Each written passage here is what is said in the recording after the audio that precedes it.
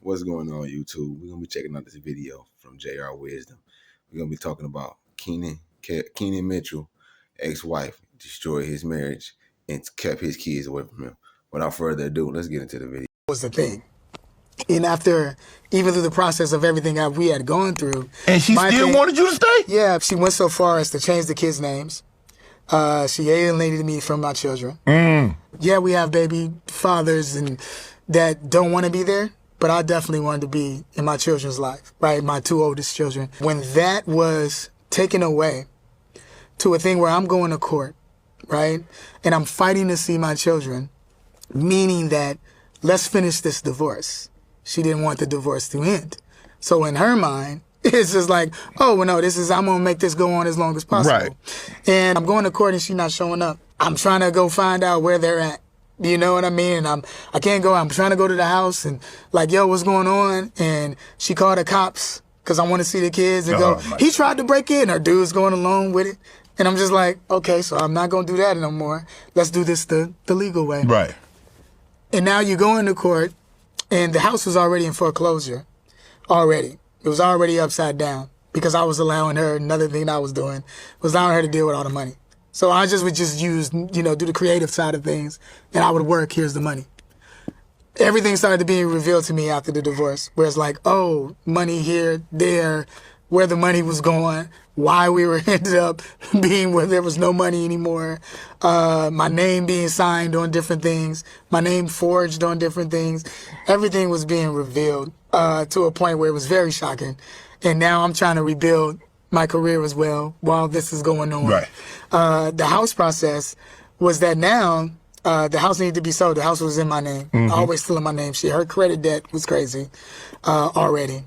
She had a past that I didn't know about that was a criminal past already and that I didn't know about. So it was just like all these things were being revealed. And I'm not doing this. Let me stop him right there because I know a lot of the people here, especially the ladies, going to be like, oh, he's being very sassy. Club Shay Shannon Sharp is just for men. Let their grievances out about these women. But what he's saying, what Kel is saying here is what a lot of men have gone through, including myself. Try to stretch the divorce out as long as possible. I'm going to make you hurt. Like he said in the first thing when I played this clip, I'm going to make your life a living hell. And the new dude goes along with it. That's just how it is. It's almost like the standard package when you get divorced. There's no woman that just says, let me sign this and go on about my business. Which is weird to me how a lot of guys, they get in these relationships with women and they don't know about their past. They let them handle the money, and how you don't know your house is going in foreclosure is beyond me. But that's neither here nor there. And let's not even talk about, which I'm not going to play on this clip, but the fact that she got pregnant multiple times while they were married and it wasn't his kid.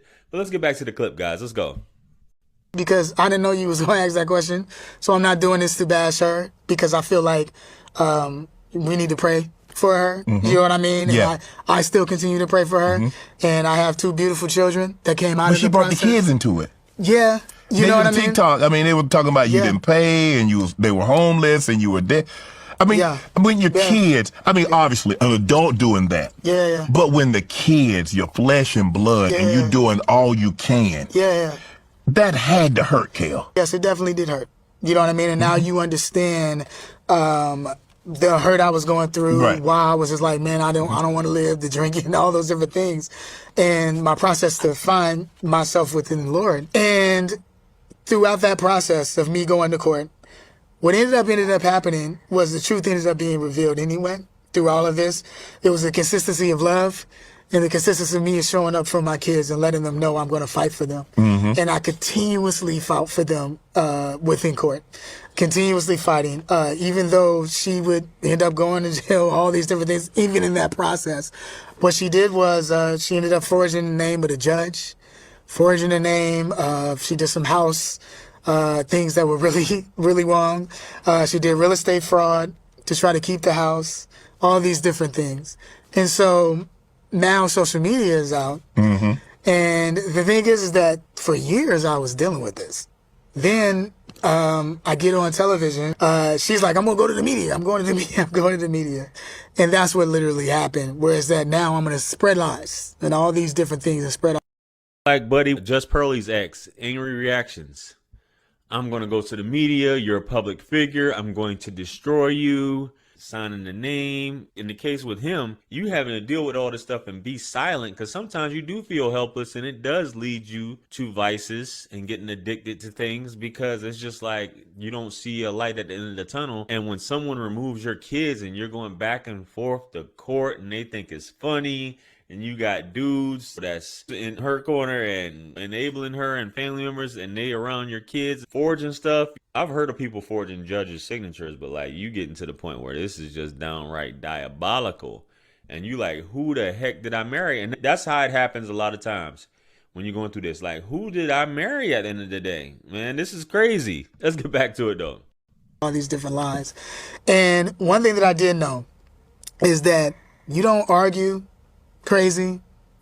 And the thing also too is that when you're going against a monster, it's not calling her a monster, but someone that's doing monster type of tactics, you got to make sure you don't become a monster throughout the process. Yeah. You know what I'm saying? So I was like, and I also want to be the father to my children and not embarrass them. Right. And the thing is that I have so much information that I could be like, oh yeah, let me turn on the camera and say these different things about you and what the process of what you're going to.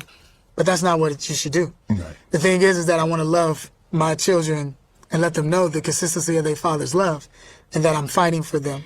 And throughout the whole entire process, people started digging. And the thing about it is that people find the truth. You know what I mean? And they saw the court process. And the thing about it is that people started to see like, well, all these allegations, Kels hasn't been in jail. He hasn't never been in jail with IRS fraud. He hasn't been in jail with child support. The thing about it is that I overpaid her. You know what I mean? I was paying out of my own pocket and also paying child support and being garnished at the same time. All these different things. But I never wanted to embarrass her. You know, even though she was trying to embarrass me, because I was thinking about my children. All the kids had been, through this entire process, taught what to say throughout this, you know, so they would get in court and be taught what to say. Now, this is a real thing that a lot of men go through.